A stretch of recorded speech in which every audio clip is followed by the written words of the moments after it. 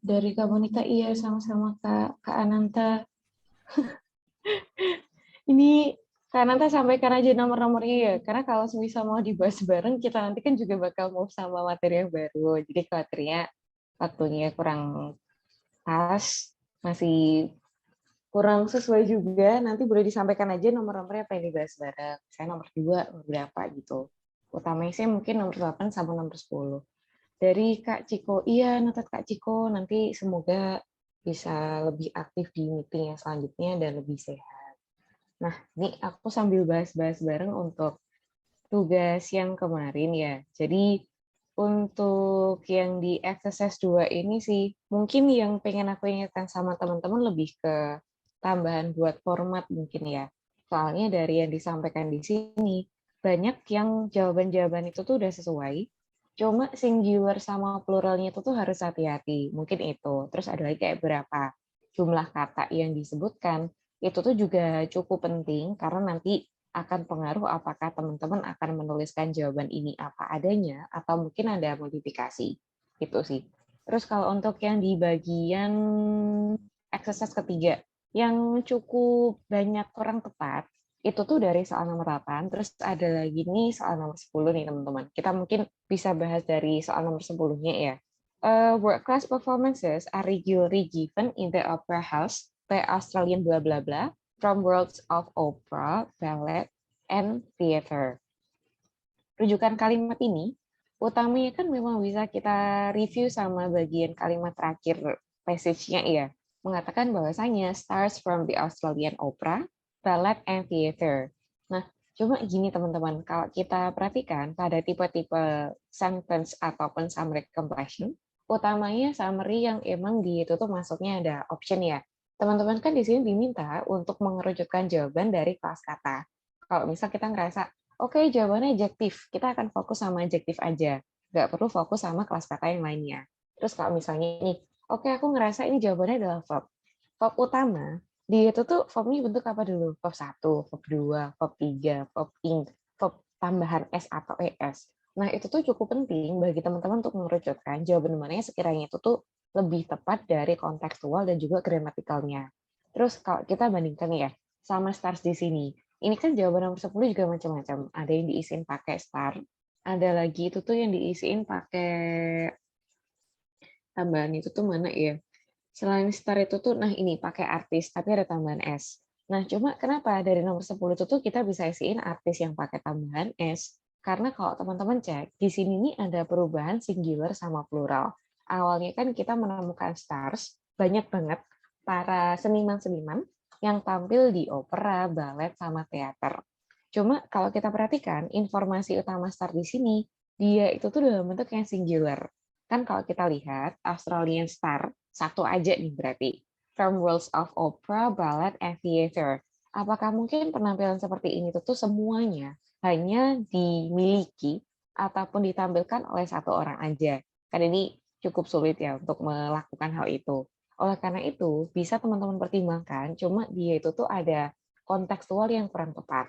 Terus kalau misal kita kembalikan lagi nih, emangnya kenapa sih kok nomor 10 ini dia itu tuh bisa kita masukkan sama artis? Artis ini dia dalam bentuk yang jamak dan merujuk ke orang-orang yang sama, yaitu orang-orang yang perform pada opera house untuk menampilkan opera, ballet, sama teater. Rujukan utamanya bisa teman-teman cek kayak di bagian atas ini ya, mengatakan jenis dari interiornya itu tuh ya emang dikecilin, terus ada facilities kayak rehearsal room ini tadi itu tuh dibuat jauh lebih kecil dan seterusnya, sehingga ada beberapa seniman itu tuh yang komplain soal ini tadi. Makanya kalau kita tambahkan kenapa sih kok artis itu tuh ke orang yang sama-sama kayak kita bilang star di sini, karena ya para seniman-seniman itu tuh orang yang tampil dan dia ini adalah orang-orang yang emang memprotes, yang emang mengeluh dari suasana ataupun keadaan building tersebut, teman-teman. Gitu ya. Ini pertimbangan kenapa kok soal nomor 10 kita lebih tepat isiin yang artis pakai S, karena ini rujukannya ke pihak yang sama, ini pihak yang sama, tetapi singular sama pluralnya agak dipermasalahkan. Gitu. Terus ada lagi nih, misalnya kalau teman-teman itu tuh mau cek sama soal nomor 8. Di soal nomor 8 ini, isinya itu tuh cukup banyak. Pakai heal, verb 1 ini. Tetapi kenapa kalau kita bisa isiin sama yang acclaim dalam bentuk yang past atau past tense mungkin ya, past tense, passive voice di sini verb 3. Nah, kalau dilihat dari bentuknya nih teman-teman, ngomongin masalah kontekstualnya, is now bla bla bla as a masterpiece. Masterpiece ini tadi kan memang sering banget digunakan dalam bentuk ini tadi ya, heal. Rujukan utamanya di bagian sini nih. The opera house has risen above the petty squabbling and is now rightfully hailed as a modern architectural masterpiece. Informasi masterpiece ini tadi, dia kan digunakan sebagai jawaban soal nomor 9. Berarti udah aman gitu ya. As a masterpiece. Cuma, untuk soal nomor 8 di sini, kenapa kok kita tidak bisa menggunakan hail? Perasaan rujukan utamanya dia menggunakan hail. Sama kayak pertimbangan sebelumnya, teman-teman di sini tuh diminta untuk fokus pada jenis kelas kata dan bentuk verb utama yang dia miliki.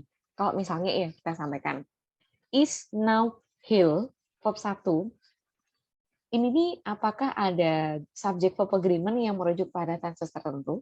Kan nggak ada ya. Auxiliary diikuti sama verb 1, sama sekali nggak mungkin. Sehingga meskipun ada kata kunci utama yang mengatakan hail di sini, tetapi dia tidak bisa digunakan sebagai jawaban utama karena hail pada option berbentuk verb 1.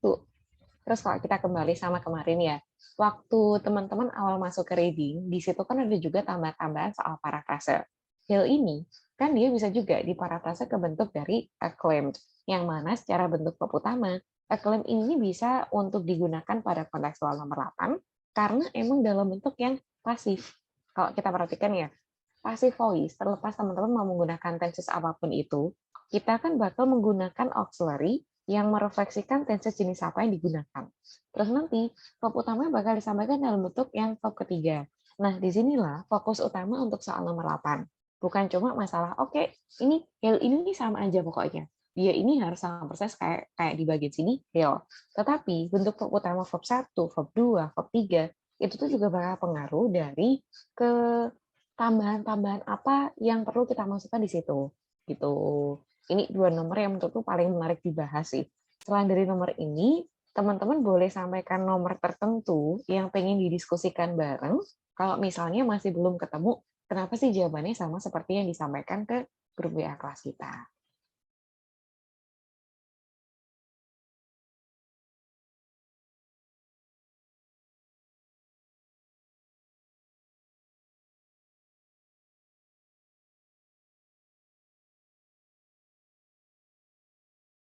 Dari Kak Sandra, exercise 3 nomor 3, Kak. Oke.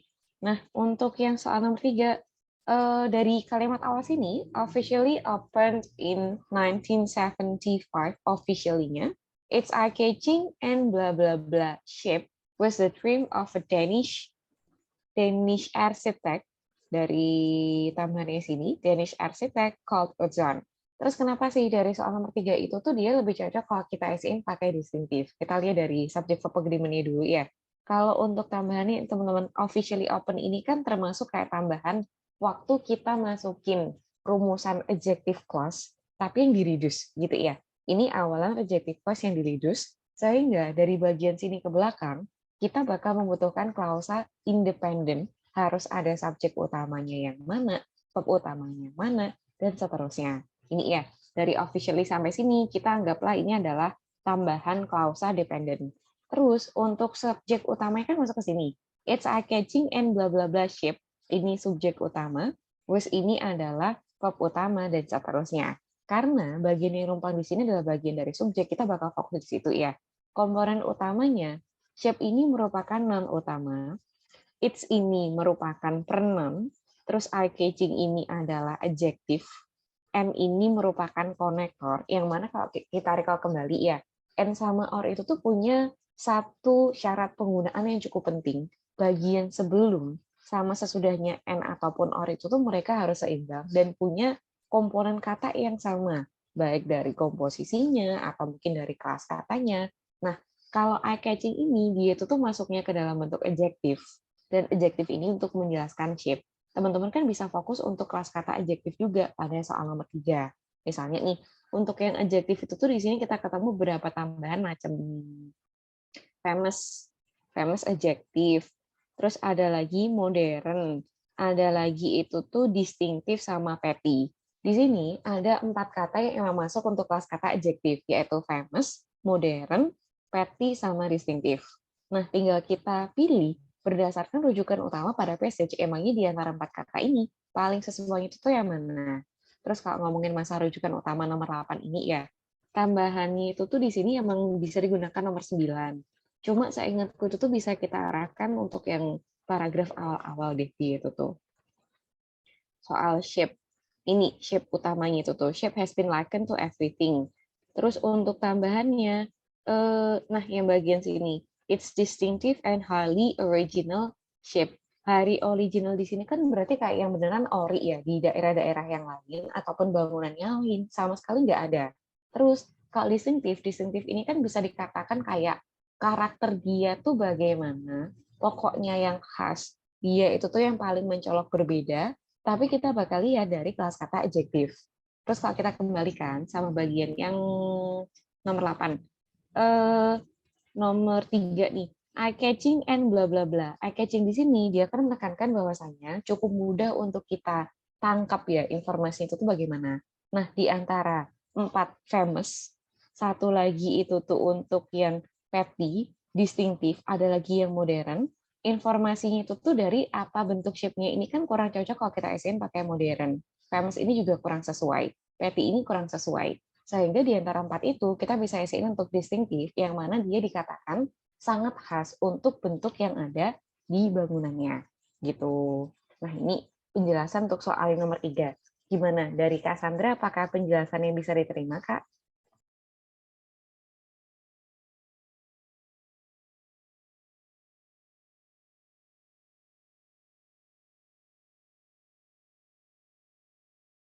Oke, sama-sama. Nah, misal dari teman-teman ada yang pengen ditambahkan bareng juga boleh ya.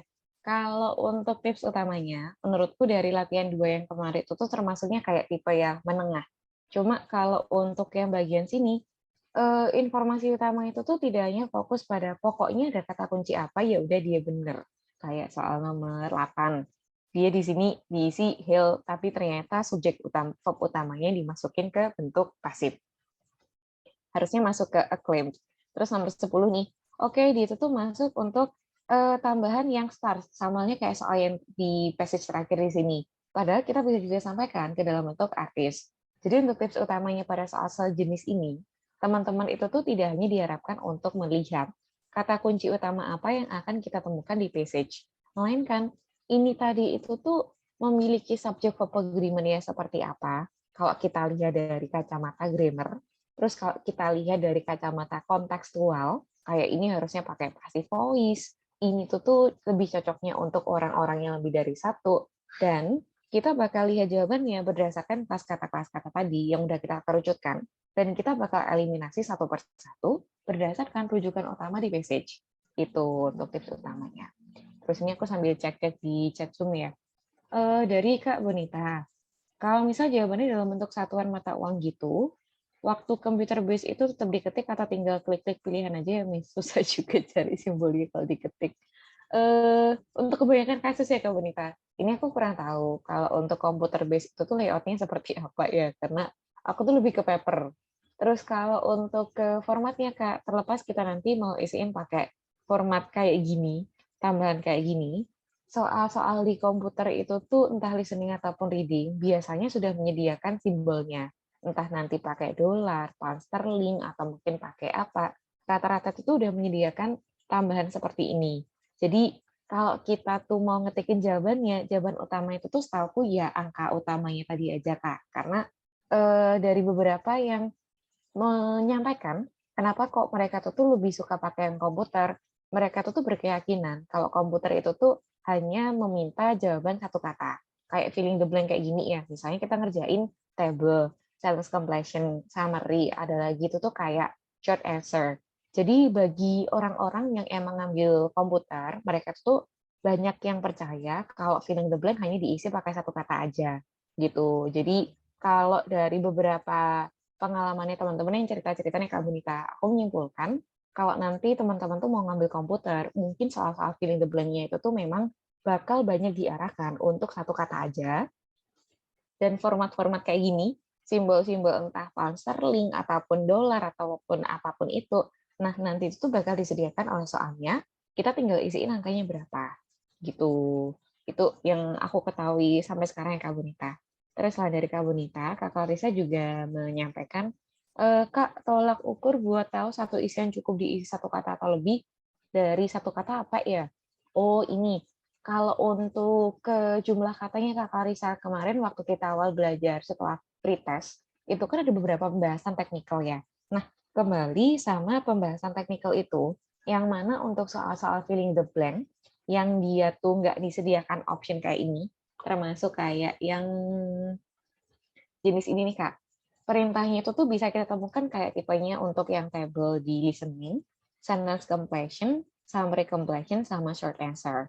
Rata-rata kalau emang kita diminta untuk filling the blank dan memang tidak disediakan oleh option, nanti kan bakal dibantu ya, kayak ini maksimal 2 kata, tidak boleh lebih dari 3 kata, atau satu kata aja, one word only or a number, one word only, and or a number. Nah, perintahnya kan macam-macam. Dari situ kita mengetahui kebutuhan jawaban-jawaban yang akan kita kerjakan pada soal kali ini, itu tuh ada berapa jumlah katanya, gitu. Ini sih untuk penjelasannya buat teman-teman. Sejauh ini gimana? Apakah penjelasannya bisa diterima atau mungkin ada yang pengen disambung sama teman-teman?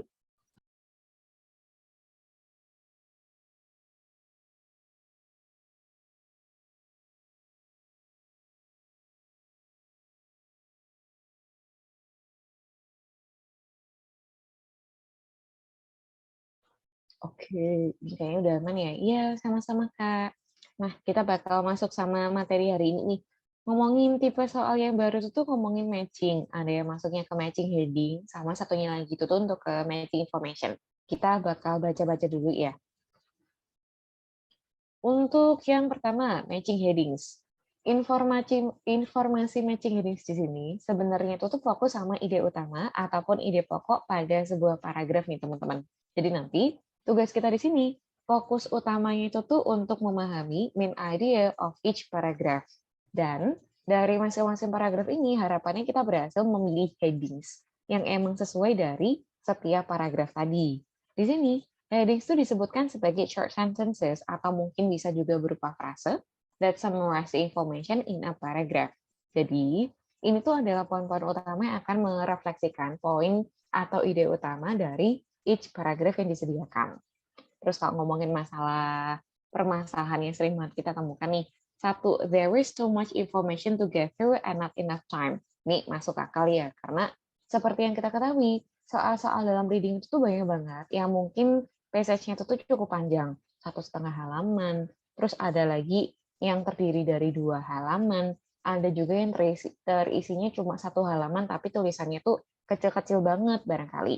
Sehingga di sini kita punya masalah sama time management, dan kita ngerasa kalau kita baca sekali itu tuh mungkin nggak dapat-dapat. Sehingga dibaca lagi. Kita berusaha pahami. Sehingga kita ada masalah bahwasanya kita ngerasa waktunya itu tuh nggak cukup untuk memahami satu paragraf ini. Terus ada lagi nih, trying to match a word or words from the headings to a word in the text. Ini kebiasaan kita. Pokoknya ada kata-kata history. Pokoknya ada kata-kata spesies. Dia itu tuh pasti sama persis. Oke, dia cocok. Cuma kita lupa bahwasanya nggak setiap kata kunci pada sebuah jawaban itu tuh 100% sama kayak yang kita temukan dalam passage. Jadi kita harus baca satu bagian headings ini artian utuhnya itu kayak mana sebelum kita memutuskan, oke dia sama. Atau mungkin, oke ini tuh intinya emang sama seperti yang disampaikan oleh passage. Gitu. Terus ada lagi nih, some of the headings may appear to have the same meaning. Ini yang cukup krusial, karena sama halnya kayak kita analisis kemarin di multiple choice-nya listening nih. Teman-teman kan disarankan ya, jangan hanya fokus, oke ada kata kunci, important. Oke, ini ada kata kunci romance sama romantic, berarti inti keduanya sama. Tetapi di sini pasti ada fokus utama yang membedakan ataupun yang menjadi celah pembeda antara dua aspek itu. Mungkin kita lihat dari sequencing-nya, mungkin bisa kita lihat dari intensitasnya, atau bahkan mereka ternyata bertolak belakang. Sehingga kita harus cari tahu celah-celah itu tuh dari satu option ke option yang seperti apa, sebelum memutuskan bahwasanya mereka itu intinya sama aja. Gitu.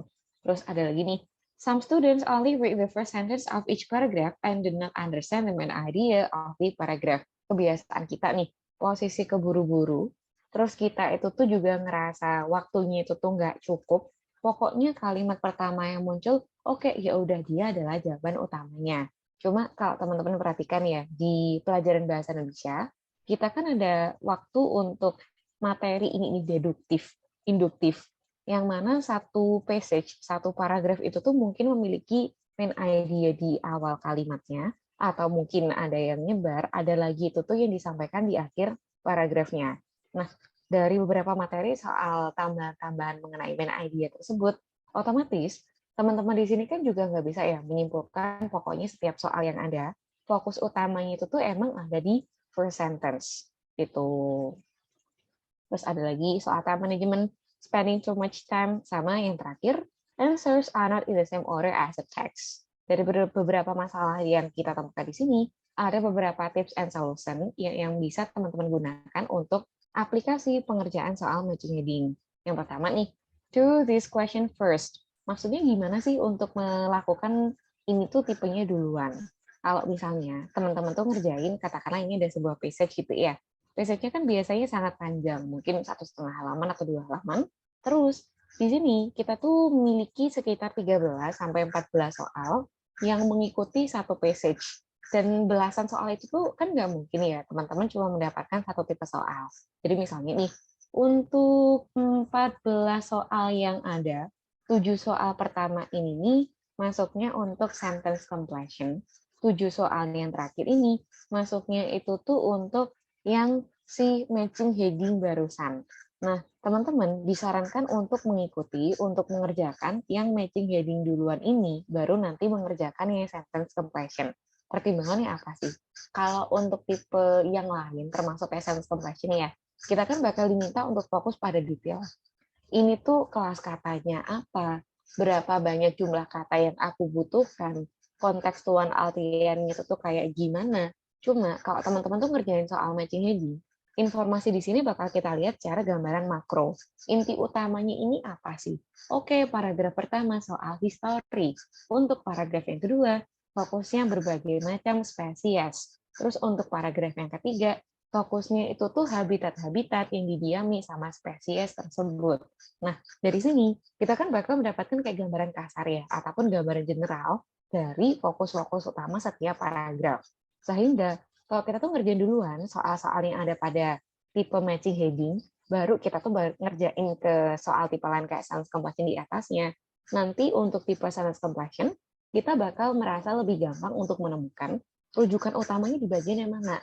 Karena kan kita udah paham ya, paragraf 1 intinya soal apa, paragraf 2 intinya soal apa, dan seterusnya. Gitu. Terus ada lagi nih tips yang kedua.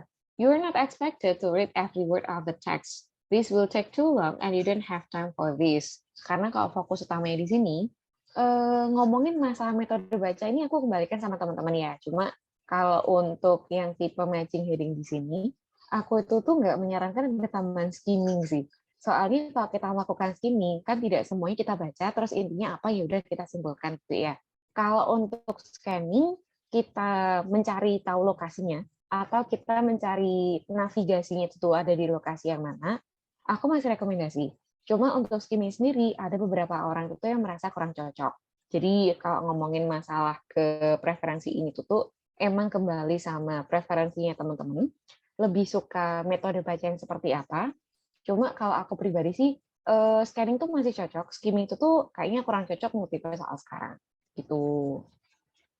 Terus ada lagi yang ketiga, if there are words you don't understand, don't worry about this. Karena banyak banget tipe-tipe dari passage yang disampaikan itu tuh mungkin baru banget dan dibahas dengan bahasa yang cukup identik atau mungkin banyak new term-nya gitu ya, scientific banget atau mungkin ini banyak banget nih term-term baru yang aku kurang kenal.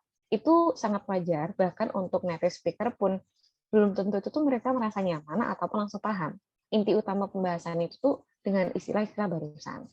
Terus ada lagi yang keempat, be aware of synonyms. Selalu diingatkan, karena ngomongin masalah sinonim ini, teman-teman itu tuh tidak hanya mendapatkan kata kunci yang sama dari yang disediakan oleh headings, dan juga apa yang disampaikan oleh passage-passage utamanya. Jadi harus hati-hati sinonimnya itu tuh kayak apa, apakah ini ada parafrasenya, dan seterusnya. Terus yang nomor 5 nih, if there are 2 or 3 headings that are similar, write them beside the paragraph and try to find out the difference between the 2 headings. Ini sama kayak analisis, bahwasanya nggak mungkin option-option yang disediakan di heading tersebut itu tuh 100% sama semua. Terus ada lagi, nah ini nomor 6. If you still can decide which one suits best, move on and come back to it later. Karena di sini tuh kita kan nggak mungkin nih teman-teman bakal menghabiskan waktu satu soal, misalnya kita terus nih, nomor 6 kok masih belum ketemu, dibaca lagi. Padahal udah 1 menit lebih. Karena ini tuh emang udah 1 menit lebih, yang mana target utama kita kan kalau bisa, satu soal itu tuh nggak lebih dari 1 menit, ini malah kurang bagus untuk time management secara keseluruhan. Jadi kalau memang kita mau cari tahu, kok belum ketemu-ketemu, tinggalkan dulu. Kita baca yang lain-lainnya, terus ini bakal kita jawab, kita pertimbangkan inti utamanya apa, untuk sisa waktu yang emang tersedia di belakang. Terus sama ada lagi nih, nomor 7. Ignore anything you already know about the topic. You are being tested on the text only. Ini sangat krusial sih. Misalnya gini ya, teman-teman itu mendapatkan soal berkenaan masalah DNA. Nah, DNA ini kan mungkin bukan topik yang baru bagi yang emang berkecimpung di dunia kesehatan. Terus misalnya ya, di sini tuh membahas masalah DNA begini-begini. Ini kurang lengkap nih.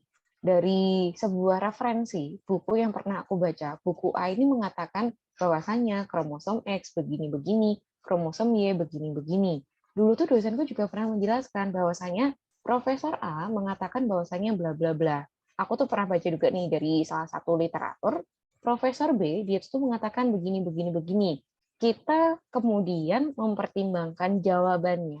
Inti utamanya berdasarkan pengetahuan yang sebelumnya kita ketahui di luar dari passage yang disediakan oleh soal.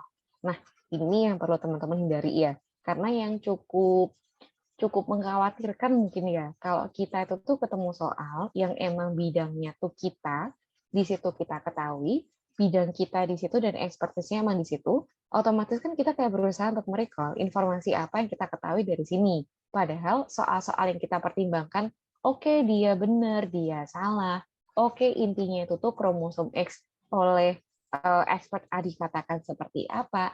Nah, ini hanya berdasarkan teks di situ. Jadi kalau misalnya emang teman-teman sebelumnya mengetahui soal tema-tema terkait yang dikerjakan di dalam soal, silahkan simpan rapat-rapat pengetahuannya dulu. Kita hanya fokus pada apa yang disampaikan oleh passage. Terus ada lagi disambung nih nomor 8. Soal metode baca. Don't read too quickly. Ini tuh juga kembali sama metode baca yang teman-teman sukai, mau yang mana silahkan digunakan.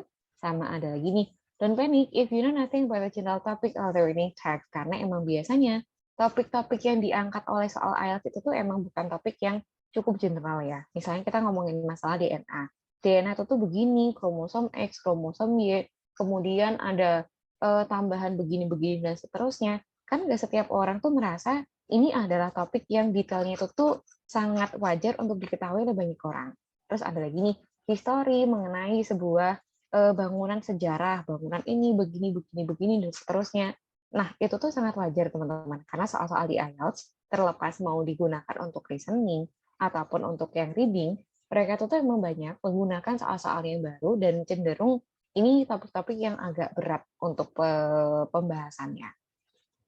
Terus sama yang terakhir nih, don't look at the headings first. Ini juga cukup nyambung. Kayaknya kemarin tuh ada yang tanya ya, cuma aku lupa apakah kelas kita atau mungkin kelas yang jam 8. Kalau ngomongin masalah apakah kita mau baca soalnya dulu atau mau baca passage-nya dulu, di beberapa tipe soal kan lebih disarankan kita baca soalnya dulu ya, termasuk kayak kemarin kita ngerjain sentence completion sama summary completion. Cuma kalau tipe di sini, teman-teman tuh disarankan untuk tidak membaca option-option jawabannya dulu, karena kalau kita membaca headings, otomatis kita bakal berusaha untuk nyocokin, ini headings yang A itu tuh disampaikan oleh paragraf mana, headings yang B itu tuh disampaikan oleh paragraf yang mana, headings yang C ini paragraf yang mana. Padahal tidak semua headings bakal digunakan sebagai jawaban utama dari passage yang ditanyakan. Jadi lebih baik ya, kalau soal seperti ini, teman-teman itu tuh dibiasakan aja untuk fokus pada passage, paragraf tertentu yang emang ditanyakan, baru nih nanti kalau kita tahu gambaran utamanya, oke, paragraf yang pertama soal physical appearance dari spesies. Terus untuk yang paragraf kedua, fokusnya itu tuh habitat-habitatnya. Paragraf yang ketiga, fokus utamanya soal bla bla bla. Nah, dari bentuk seperti ini, teman-teman nanti kan bakal mendapatkan gambaran utamanya ya. Baru nanti kita bakal berusaha untuk cocokin dari headings, sekiranya mana informasi yang paling cocok dari penjelasan sebelumnya. Gitu. Terus ini untuk strategi ada beberapa yang sama, kurang lebih sama kayak penjelasan di atas. Sedangkan untuk latihannya sendiri, nanti kita akan mulai sama paragraf ini ya. Untuk exercise 1, Simplicity Rhymes at London's Biggest Design Festival. Diawali sama kode-kode soal, terus nanti headingsnya itu tuh berupa soal-soalnya, examples of customization, unusual keepsakes, sehingga pada latihan 1 kali ini, teman-teman itu bakal isiin ABC-an untuk setiap nomor yang sesuai. Ini untuk headingsnya, ini untuk passage-passage yang sesuai. Terus untuk exercise yang kedua itu tuh kita masuk soal stress. Ini kayaknya tipe soal yang cukup sering aku temukan untuk tipe matching heading ya, di mana nanti bakal diarahkan untuk isiin headings yang formatnya emang kayak huruf Romawi seperti ini. Terus kalau untuk cara pengerjaannya nih, misalnya nomor 1 untuk paragraf A. Kita baca dulu paragraf A ini itu intinya seperti apa. Kita cari informasi yang paling sesuai dengan daftar di sini. Kalau misalnya nih, aku tuh ngerasa jawaban paragraf A itu tuh regrowing the brain with exercise. Berarti kan jawabannya X ya. Diisiin format 1.x. Terus nomor 2 nih. Nomor 2 tuh aku yakin ini adalah yang nomor 5 nih jawabannya. The best type of exercise. 2.V. Tulisannya seperti itu untuk format-format matching heading yang emang disertai sama kayak huruf Romawi.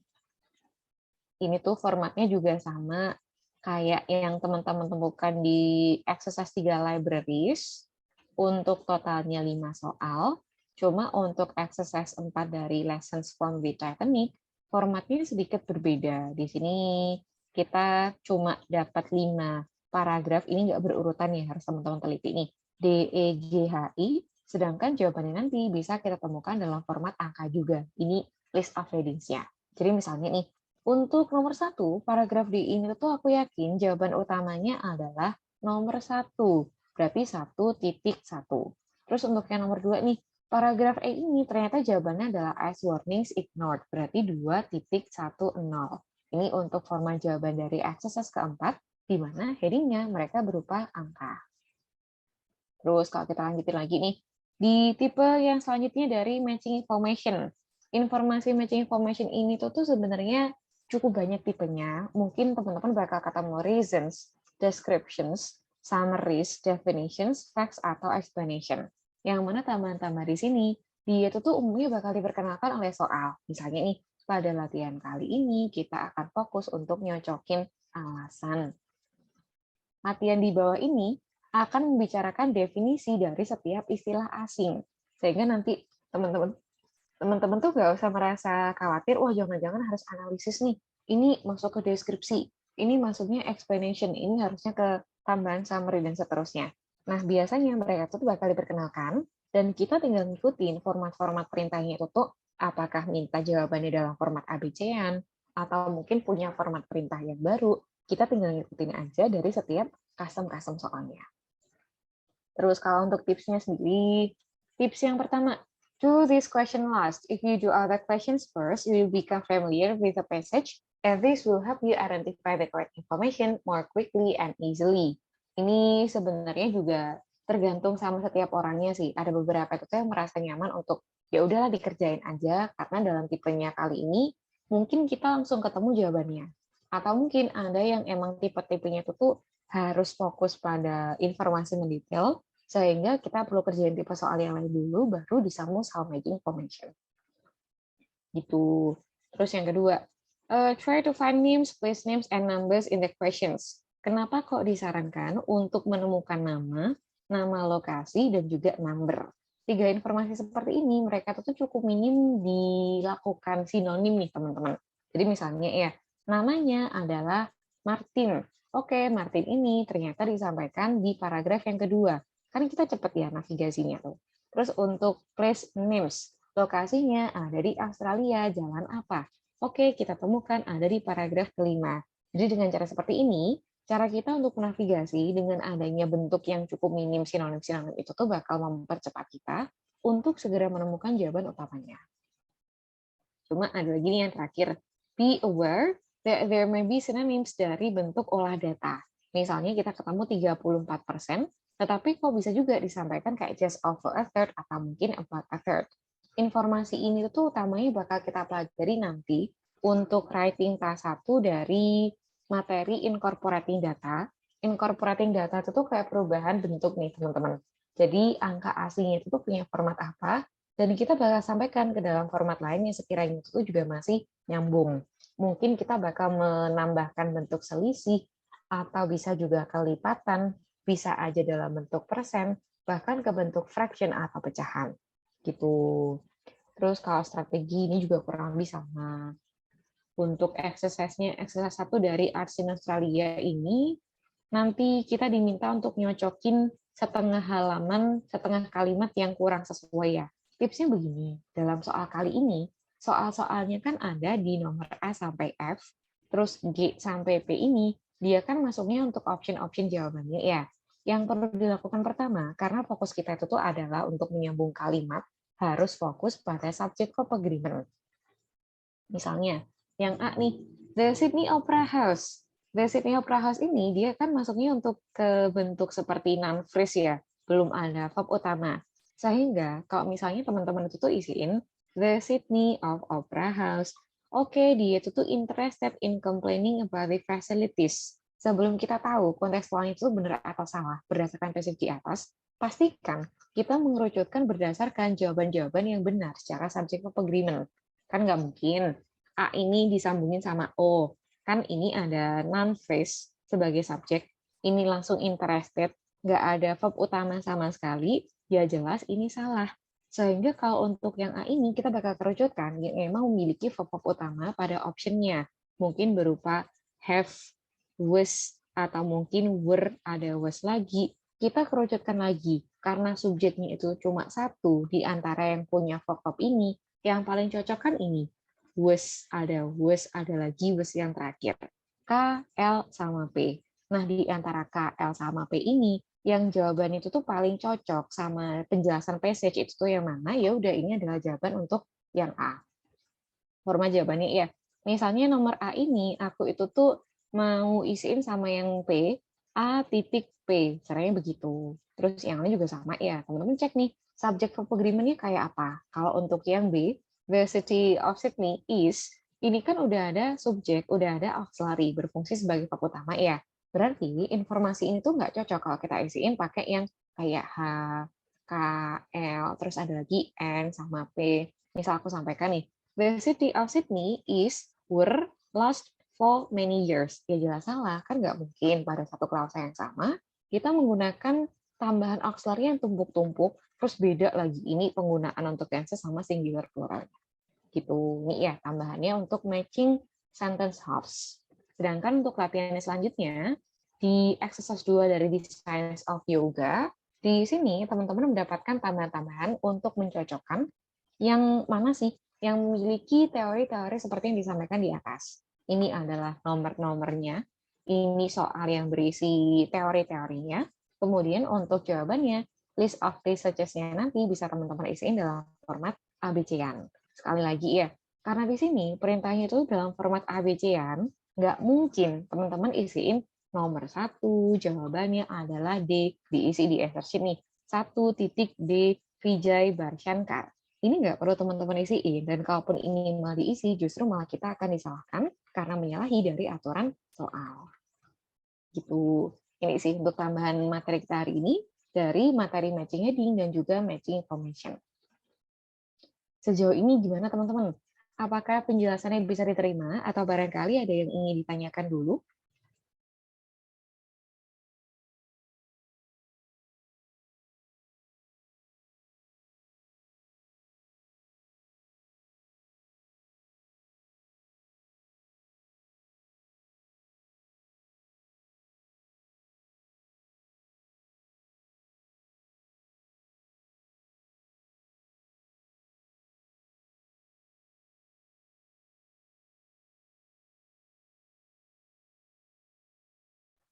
Atau misal kalau udah aman juga kita bakal lanjutin ke exercise-nya ya. Latihannya teman-teman hari ini tuh untuk nyocokin matching heading dari ini halaman yang pertama nih. Untuk halaman 33, terus kita nanti bakal lanjutin ke sampai terakhirnya itu tuh untuk yang library di halaman 37 sampai terakhirnya bagian sini ya. Silahkan teman-teman kerjakan dari halaman 33 sampai 37. Terus sekarang kan jam 9:46. Nanti diskusinya kita bakal mulai 10:25. Untuk sekarang boleh dikerjakan sama teman-teman. 10:25 kita nanti bakal mulai diskusi.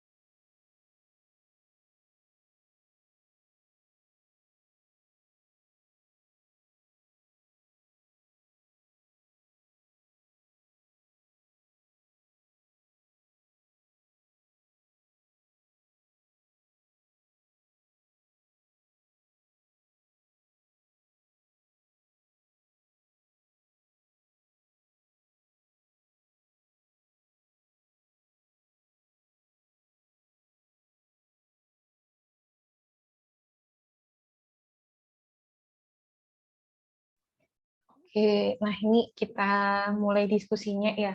Silakan teman-teman persiapkan jawabannya. Kita akan mulai dari exercise pertama untuk London Speakers Design Festival. Nah, totalnya di sini ada 8 nomor. Untuk soal nomor 1, kita akan mulai dari Kak Ananta, nomor 2-nya Kak Kamal, nomor 3-nya Kak Petrus, nomor 4-nya Kak Rafael, nomor 5-nya Kak Sandra, terus nomor 6 kembali ke Kak Ananta, nomor 7-nya Kak Kamal, terakhir nomor 8 bisa diisi sama Kak Petrus.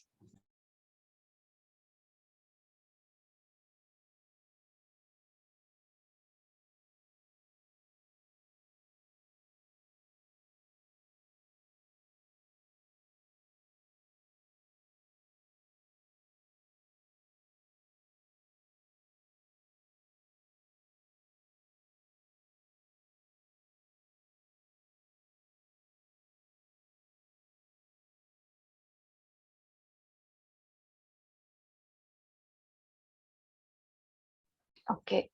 Nah, untuk yang pertama dari examples of customization. Nomor 1 ini diisi sama Kananta untuk yang D. Ya, udah tepat nih. Untuk jawabannya benar, aku nggak scroll ke atas, kita langsung bahas nomor selanjutnya ya. Terus untuk soal nomor 2, unusual keepsakes, diisi sama Kak Kamal untuk yang F, iya, tepat. Nomor 3, a new approach di sini disampaikan sama Kak Petrus untuk yang G.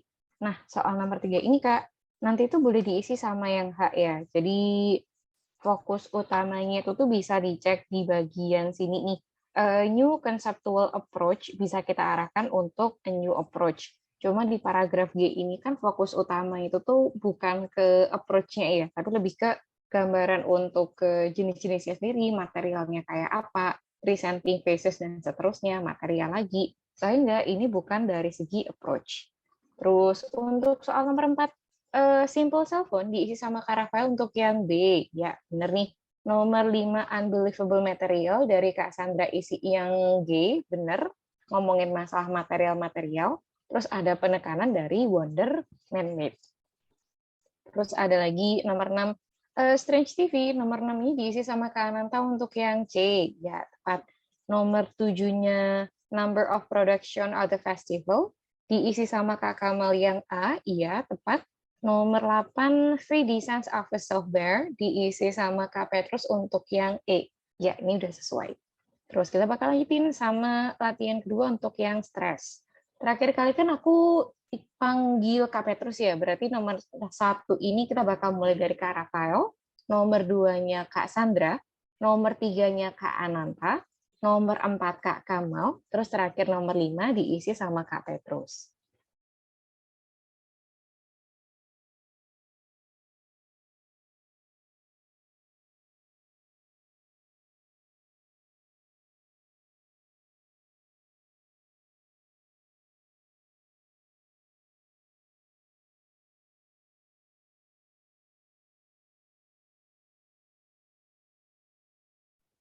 Ini aku bawa ke papan tulis bentar ya teman-teman. Jadi kalau untuk konsep pengembangan ide di sini, tadi kan aku sempat menyinggung bahwasanya dalam bahasa Indonesia itu tuh mungkin ada yang kenal paragraf deduktif, induktif, ada juga itu tuh untuk yang masuknya agak nyebar modelnya. Nah, untuk reading sendiri sebenarnya itu tuh punya pola pengembangan ide yang kurang lebih cukup mirip sama nanti di belakang waktu teman-teman belajar speaking part 3 utamanya, sama ada lagi itu tuh untuk writing task 2. Ini aku perkenalkan dulu dari pengembangan ide dulu ya.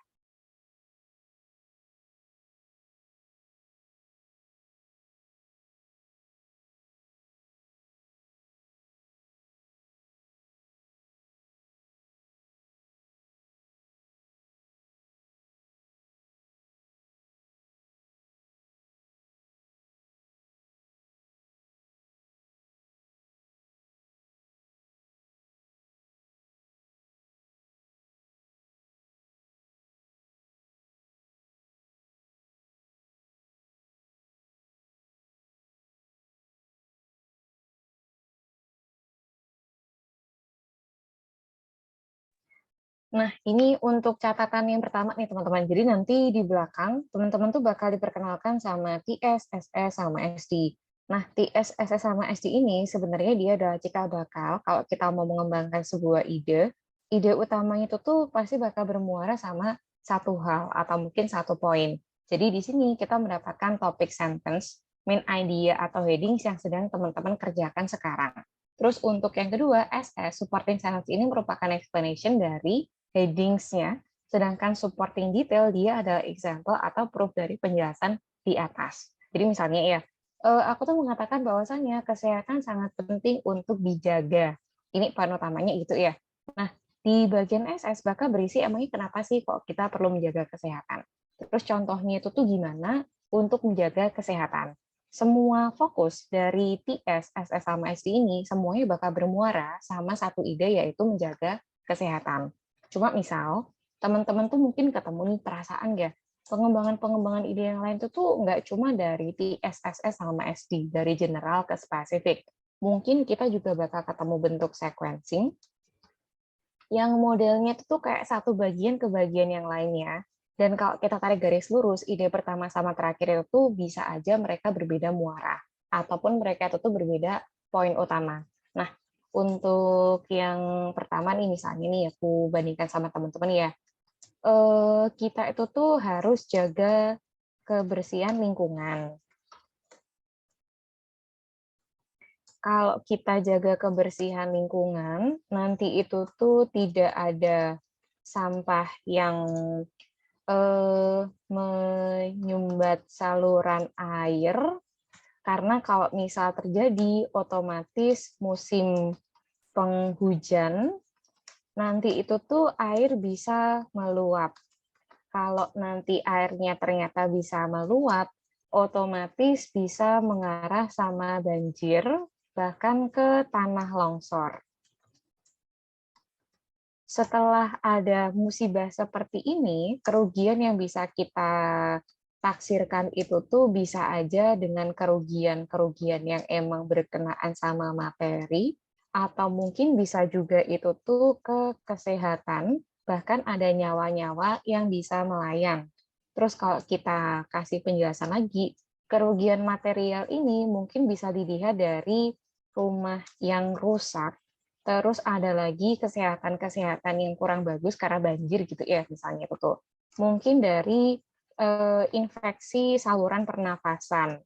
Terus ada lagi itu tuh selain dari infeksi saluran pernafasan, bisa juga itu tuh penyakit kulit kayak gatal-gatal dan seterusnya. Jadi misalnya ya, teman-teman itu tuh mendapatkan sebuah pengembangan ide. Kalau pengembangan idenya itu tuh modelnya seperti ini, dia diarahkan sama sequencing, teman-teman. Karena kalau kita perhatikan ya, poin utama ini kan ngomongin masa kebersihan lingkungan. Kebersihan, environment itu tuh kayak apa, sampai bagian sini ya udah kita ngomongin kebersihan dan juga environment. Terus untuk bagian sini sampai sini, ini kan ngomongin masalah environment, ternyata alam itu tuh bisa berubah seperti ini loh. Mungkin ada yang banjir, mungkin ada yang tanah longsor, dan seterusnya. Kemudian, setelah lingkungan seperti ini, ternyata ngefek juga sama materi-materi yang lainnya. Misalnya kayak kerugian rumah, atau mungkin ada yang harta bendanya itu tuh terkubur dari bencana tersebut. Terus kalau kesehatan, kesehatan itu tuh nanti bisa infeksi saluran pernafasan, penyakit kulit, dan seterusnya. Ini adalah pengembangan ide yang cukup umum kita temukan kalau emang temanya itu tuh berkenaan sama sequencing. Dari satu apa yang lainnya, sehingga kemudian lalu akibatnya dan seterusnya. Cuma kalau misalnya teman-teman tuh mau mengembangkan ide dari pengembangan TSS sama SD ini, modelnya itu tuh dari general ke spesifik.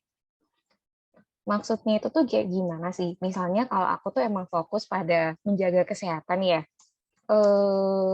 dari bagian awal nih, untuk PS-nya jaga kebersihan lingkungan, sama halnya kayak jaga kesehatan. Ini fokus utamanya ya. Terus untuk yang bagian kedua dari SS, terus nanti diikutin sama SD-nya, semua itu tuh pasti bakal bermuara sama hal ini, yaitu menjaga kebersihan lingkungan, bisa juga menjaga kesehatan. Misalnya nih, kalau aku cerita, dengan kita itu tuh menjaga kebersihan lingkungan, otomatis sampahnya itu tuh lebih termanage, managing waste. Terus nanti itu tuh dengan managing waste ini otomatis tidak menjadi sarangnya ataupun berkumpulnya dari virus-virus atau mungkin kayak penyakit dan seterusnya. Contohnya itu tuh kayak gimana sih? Kalau misalnya kita itu tuh bisa cukup baik, ini aku arahkan sama salah satu kayak diare gitu ya, menjaga sanitasi air contohnya. Nanti itu tuh bisa menghindarkan kita dari diare. Jadi kalau misalnya teman-teman tuh mau bandingkan ya pengembangan ide yang kita temukan dari PSSS sama SD ini, terus ada lagi itu tuh modelan yang kayak sequencing seperti ini. Temanya mereka tuh bisa kita lihat apakah bermuara sama satu inti yang sama atau mungkin mereka tuh punya inti yang sedikit berbeda. Kalau misalnya kita perhatikan di atas ini kan ngomongin kebersihan, terus ngomongin kesehatan. Di sini kebersihan itu tuh ngomongin masalah sanitasi air, terus ada lagi itu tuh bagaimana biar kita mengolah sampah, biar tidak mencemari air-air yang bersih. Terus nanti bisa menghindarkan kita dari berbagai jenis penyakit.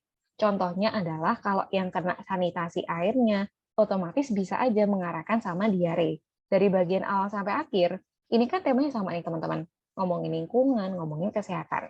Cuma kalau misalnya teman-teman tuh mau bandingkan sama sequencing di sini tuh antara satu poin ke poin yang lain mungkin bakal bertemakan ke bentuk yang baru, termasuk kayak kebersihan, terus ada lagi lingkungan, ini kerugian materi, ngomongin kesehatan, temanya itu tuh bakal kemana-mana. Nah, yang umumnya nanti teman-teman temukan untuk di reading IELTS, terus ada lagi nanti di belakang, waktu kita menggunakan pengembangan ide, utamanya buat speaking part 3, ada juga itu tuh untuk yang writing task 2, teman-teman tuh bakal menggunakan pola general sampai ke spesifik. Poinnya adalah kita tidak melisting sebanyak-banyaknya ide, tetapi berangkat dari satu ide ini, satu poin ini, nanti itu tuh teman-teman bakal mendapatkan penjelasan yang sangat spesifik sampai ke contoh kasusnya. Gitu. Ini ya. Sementara untuk pengenalan PSSS sama SD. Terus kita bakal kembali sama PDF-nya tadi untuk paragraf yang A nomor 1 nih. Nomor 1 paragraf A diisi sama Kak Rafael untuk yang isian nomor 6 yaitu how stress can be useful. Nah, ini benar nih. Kalau dilihat dari pertimbangan ya, perasaan ya di sini tuh ada tambahan-tambahan soal animal-animal. Kenapa sih kok animal-animal di sini tuh nggak cocok kalau kita gunakan sebagai jawaban utama? Karena kalau kita aplikasikan pola PSSS sama SD, pada paragraf A itu tuh teman-teman mendapatkan pola yang seperti ini. Yang pertama ya, despite its bad reputation, stress historically had a vital role to play. Fokus utamanya stres memiliki peranan yang sangat penting. Apabila kalimat selanjutnya itu tuh mereka bakal menjelaskan lebih lanjut. Pentingnya kayak apa? Otomatis bagian sini ini indikasi adalah untuk ke TS, yaitu main idea-nya. Cuma kalau kalimat kedua ternyata membicarakan hal yang baru, terus di bagian sini tuh dia fokusnya pada stress historically had a vital role to play, dan ini kan nggak nyambung gitu ya misalnya. Otomatis kalimat pertama bakal difungsikan sebagai background, ancang-ancang, pembuka sebelum transisinya masuk ke ide utama. Ciri-cirinya kayak gitu. Terus kita lanjut ini. Commonly referred to as a fight or flight mode, the sudden release of stress hormones like adrenaline and cortisol causes the heart to beat faster, airways to dilate, and blood vessels to open up, all of which push the body towards optimal performance and ultimately survival. Di kalimat yang kedua ini kan kita mengetahui ya bahwasanya oh ternyata ini loh pentingnya stres, di mana kalau kita ketemu kayak situasi-situasi yang mungkin agak membuat kita ngerasa kepepet gitu nih, ternyata adrenalin sama kortisol itu tuh bisa membantu hormon-hormon ini nanti ternyata punya efek yang cukup besar sama apa yang terjadi di tubuh kita, sehingga at the end itu tuh bisa membuat kita bisa survive. Ternyata kalau penjelasan kalimat kedua ini masih nyambung, masih berisi penjelasan soal apa yang disampaikan di kalimat yang pertama, nah ini adalah ciri-ciri TS, ini adalah ciri-ciri SS-nya. Kemudian buat SD nih, in the rest of the animal kingdom, there is still often the difference between life and death. As he springs off to freedom, the lucky gazelle who escapes the lion can thank this primal evolutionary response. Contoh dari survival ini emangnya kayak gimana sih? Nah, ini disambung sama SD. Kalau untuk animal kingdom, ternyata ada loh yang emang kita temukan. Ternyata ada yang bisa survive, bisa melarikan diri dan selamat dari predatornya, karena mereka itu tuh memiliki tambahan-tambahan di atas kayak hormonnya tadi gitu. Nah, ini penjelasan kenapa kok fokus utama dari stres memiliki peran yang cukup penting adalah ide utama untuk yang nomor 6, how stress can be useful. Cuma kalau misalnya ya, di sini tuh teman-teman terkait sama kata kunci animal, kan ini ngomongin animal-animal. Terus atas tuh juga ada nih, ngomongin pokoknya animals nih dia tuh. Otomatis kalau misalnya emang dia adalah jawaban utama dari bagian awal sampai bagian terakhir, semuanya itu tuh pasti berkenaan sama animal-animalnya. Misalnya ini aku cerita ya, ternyata banyak banget animal-animal itu tuh yang memiliki cara untuk mengurangi stresnya. Misalnya kalau kita perhatikan dalam dunia bebas atau mungkin di alam liar, ternyata ada lagi nih buaya yang begini-begini, ada lagi kerbau yang menyeberang, bla bla bla. Sehingga pengurangan stres ini fungsinya itu tuh untuk mereka menjadi begini-begini, metabolisme, bla bla bla, dan seterusnya. Kalau misalnya fokus utama dari awal sampai terakhir itu tuh ke animal semuanya nih, 100% animal gitu ya. Nah, ini nih merupakan ciri-ciri bahwasanya ide utamanya berkenaan sama animal. Cuma kalau animal ternyata hanya disebutkan di bagian terakhir, Animal Kingdom. Terus ada lagi Lucky Gazelle, ada lagi tutur lion. Ini kan contoh dari animal dari penjelasan betapa pentingnya stres itu sendiri. Gitu. Nah, ini perbedaannya ya. Kalau misalnya teman-teman bingung, ini kok ada kata kunci animal, ini kok jawabannya malah have stress can be useful, itu bisa digunakan sebagai pertimbangan utama. Gitu. Ini untuk yang nomor 1 ya. Udah benar kita isiin sama yang nomor 6, yaitu have stress can be useful. Terus untuk soal yang nomor 2, paragraf B.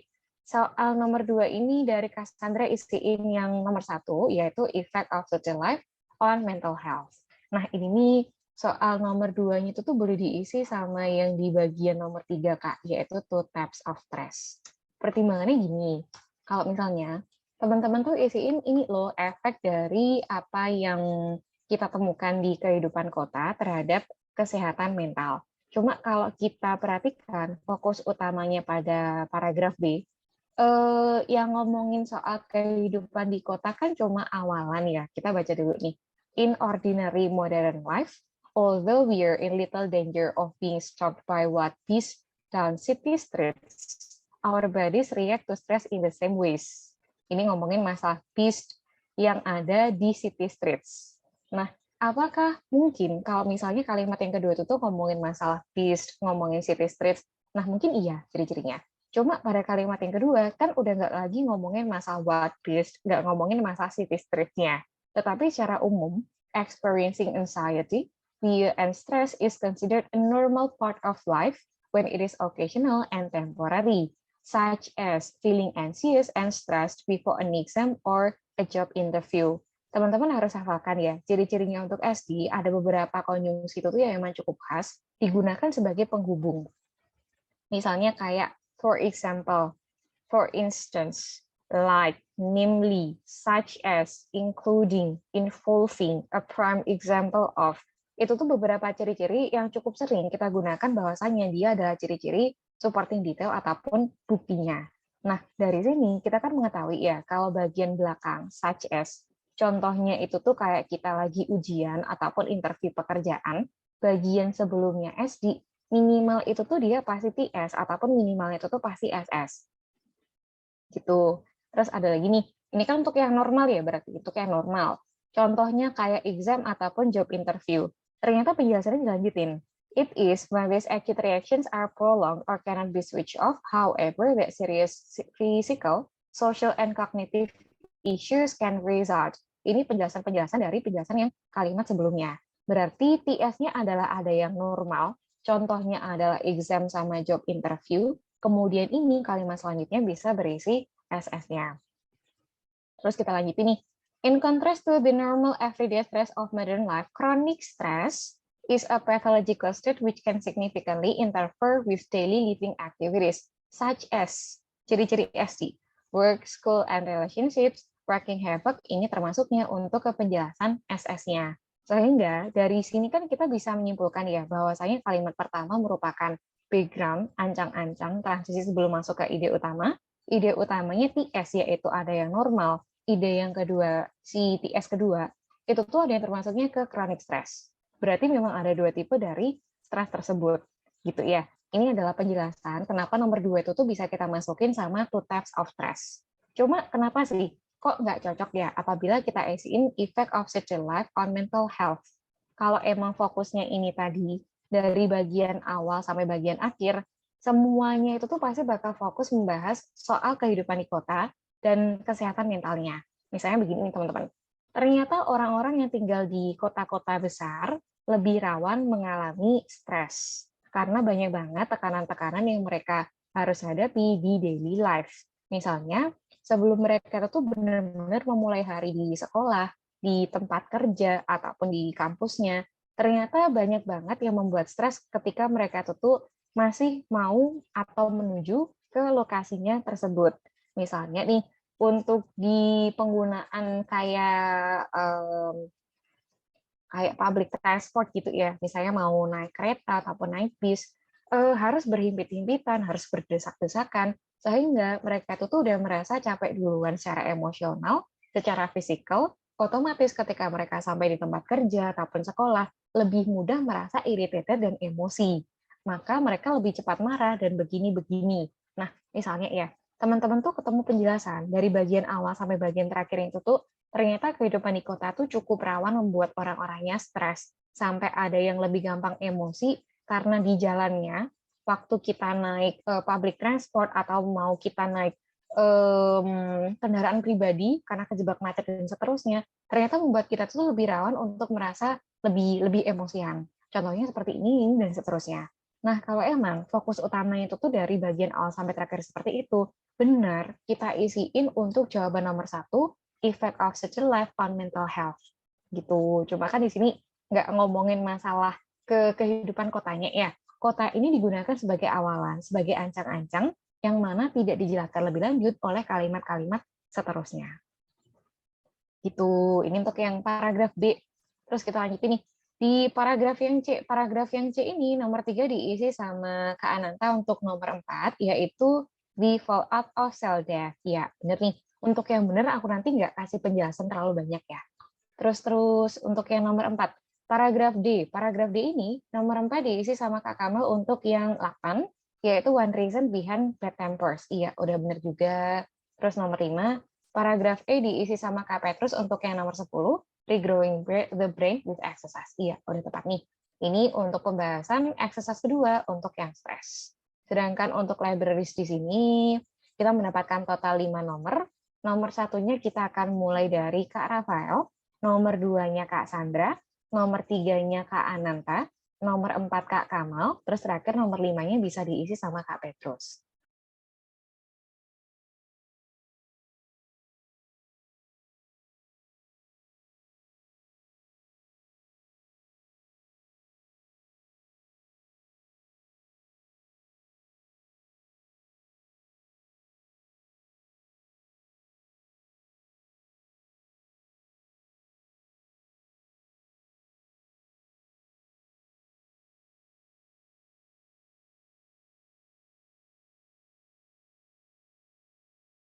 Oke, kita bahas nih.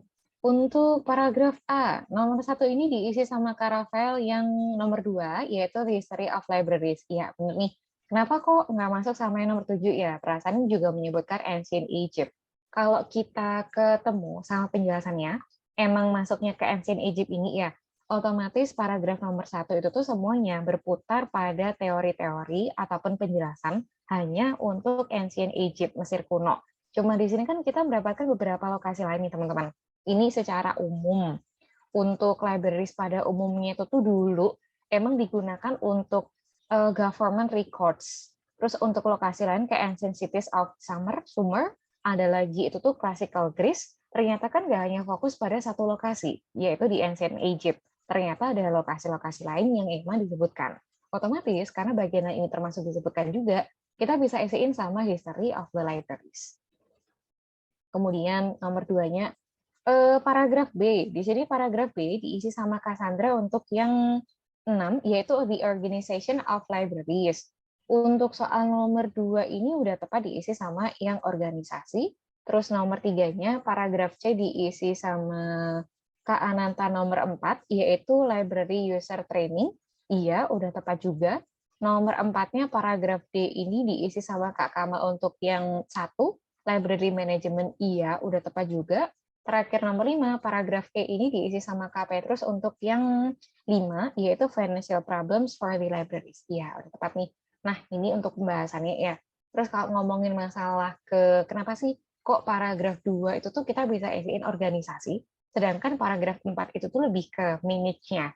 Kalau teman-teman perhatikan, konsep utama pada paragraf B sama D ini, yang B itu tuh dia lebih ke udah ada barang-barangnya. Di sini kita ketemu books, articles, CDs, dan organize itu tuh kan lebih diartikan kayak menata ya teman-teman. Barang-barangnya udah ada, bagaimana cara kita tuh untuk mengarrange biar lebih rapi dan lebih lebih terorganisir biasanya itu tuh.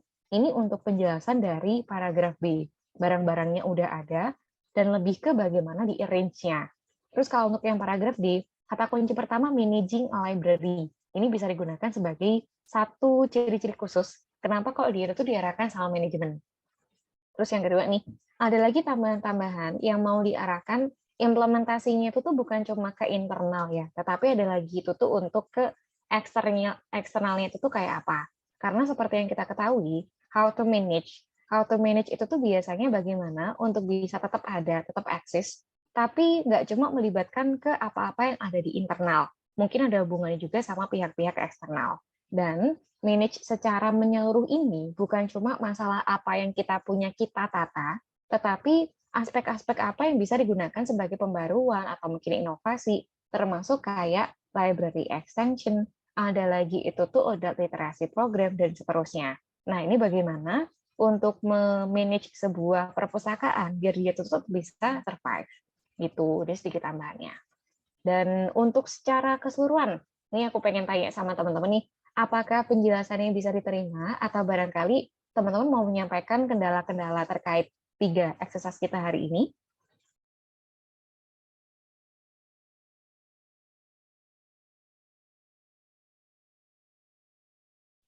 Dari Kak Kamal sama Kak Rafael udah dikasih jempol-jempol, udah aman berarti. Terus dari Kak Petrus sudah Kak, oke. Nah, kalau secara umum tuh gini sih teman-teman, dilihat dari tingkat kesulitan mungkin ya.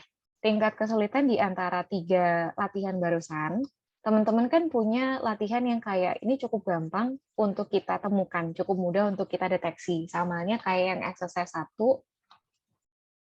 nah bagian sini ini tuh meskipun bentuknya agak panjang, cuma dia itu tuh termasuknya yang kayak menengah ke bawah. Karena di sini kita nggak terlalu banyak informasi cukup belibet, atau mungkin penjelasan yang ini perasaan kok dibolak-balik, ini sama ini kok mirip banget. Perbedaan itu cukup signifikan menurutku dari satu paragraf ke paragraf yang lain, sehingga kalau kita tuh mau memutuskan emang tambahan mana yang paling sesuai, nah ini nih cukup mudah untuk kita analisis. Cuma kalau untuk tipe yang stres ini nih termasuknya kayak menengah ke atas, dan harapannya teman-teman nanti ekspektasi waktu kita real test, kita itu tuh bisa mengerjakan tipe-tipe soal seperti ini dengan baik. Karena kalau untuk tipe menengah ke atas itu tuh udah cukup banyak bermunculan latihan-latihan yang ini perasaan cukup mirip ya. Untuk tambahan yang A, kita mungkin ada yang terkecoh antara animals yang nomor 2, terus ada lagi itu tuh untuk yang nomor 6, how stress can be useful.